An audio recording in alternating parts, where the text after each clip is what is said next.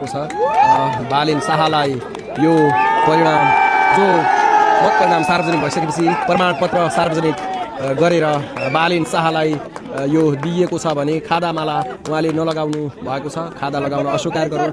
र यति बेला तपाईँले दृश्यमा देखिराख्नु भएको छ बालेन शाह अबको भावी प्रधानमन्त्री पनि हुनुहुन्छ भने भावी प्रधानमन्त्रीले चाहिँ आफ्नो यहाँबाट शानदार विजय लिइसके पश्चात उहाँले चाहिँ प्रमाणपत्र लिइसक्नु भएको छ।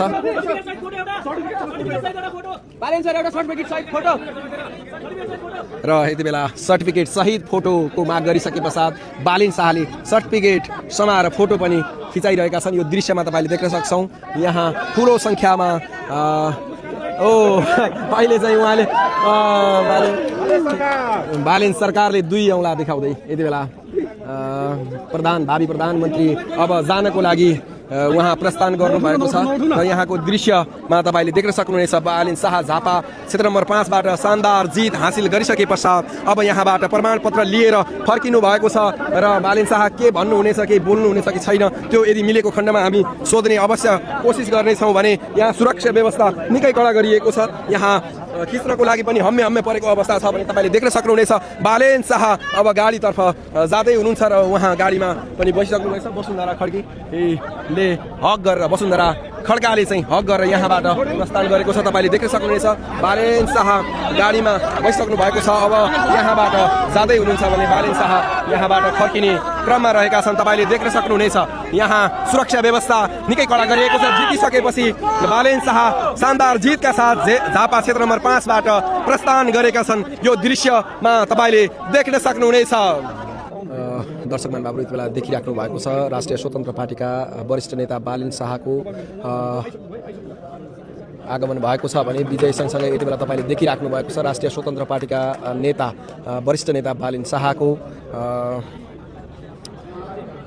अन्तिम घोषणा हुँदैछ। उहाँ विजय त भइसक्नु भएको छ। अब विजय पश्चात उहाँलाई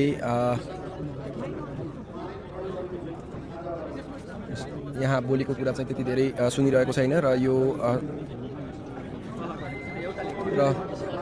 प्रमाणपत्र यति बेला वाचन गरेर सुनाउँदै हुनुहुन्छ। तपाईँले देखिराख्नु भएको छ राष्ट्रिय स्वतन्त्र पार्टीका बालेन शाह सँगसँगै यहाँका मतदान अधिकृत र यहाँको प्रहरी प्रमुख वसुन्धरा खड्का सँगै बसिरहेको दृश्यमा हामीले देख्न सक्छौँ भने झापा क्षेत्र नम्बर 5बाट यो दृश्य तपाईँले हामीले